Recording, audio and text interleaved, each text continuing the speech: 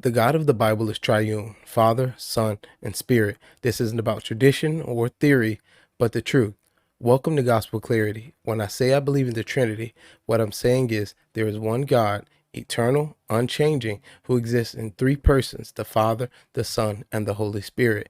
Not three gods, not three parts, not one person manifested in three ways, three distinct persons, one God.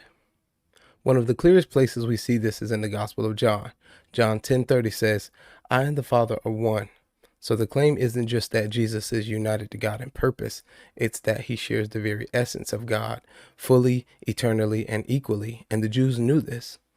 Just a few verses later, in verse 33, they say, It is not for a good work that we're going to stone you, but for blasphemy, because you, being a man, make yourself God. They understood what he was claiming, that he is equal with the Father. John 10:38, Jesus also said, The Father is in me, and I am in the Father. This isn't someone becoming God. This is someone who always was. So the claim isn't just that Jesus is close to God. It's that he is fully, eternally God himself. That's why I believe Jesus wasn't created. He wasn't made at some point in time. He is eternal. He is divine. He has always existed with the Father and with the Spirit. John 1:1-3. In the beginning was the Word, and the Word was with God, and the Word was God. He was in the beginning with God. All things were made through him, and without him was not anything made that was made. That verse alone destroys the idea that Jesus was part of creation. He can't be both creator and created. He is before all things, and all things were made through him. Another clear view of the Trinity working together is the resurrection. Jesus said, Destroy this temple, I will raise it up in John 2:19.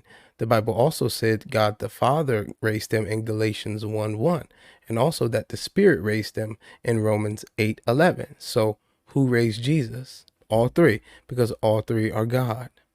And it doesn't stop there. This unity shows up again when it comes to the Spirit.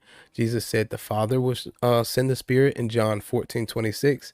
And in just a chapter later, he says he himself will send the Spirit, John 15:26. It's not a contradiction. This is a confirmation. The Father sends, the Son sends, the Spirit proceeds from both because they are united, not divided.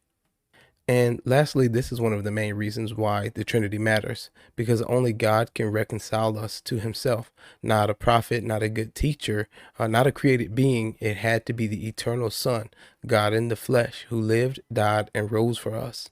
John 1:14 says, The Word became flesh and dwelt among us. Then just a few verses later, verse 18, no one has ever seen God, the only God, who is at the Father's side. He has made him known. Only he could do that because only he truly knows the Father.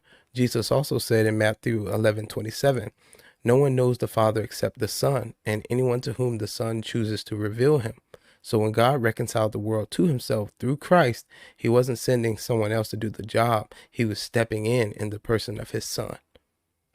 So yeah, I am a Bible believing Trinitarian, not as a label I wear, but it's a truth I cling to. The Bible doesn't just hint at this, it declares it clearly and repeatedly. One God, three persons, and salvation comes through knowing the Son, being drawn by the Father, and being sealed with the Spirit. This is Gospel Clarity. If this was helpful, I'd love for you to stick around because I'll be sharing more teachings like this on what I believe and why. We'll be going through topics such as salvation, atonement, and who Jesus really is, straight from Scripture.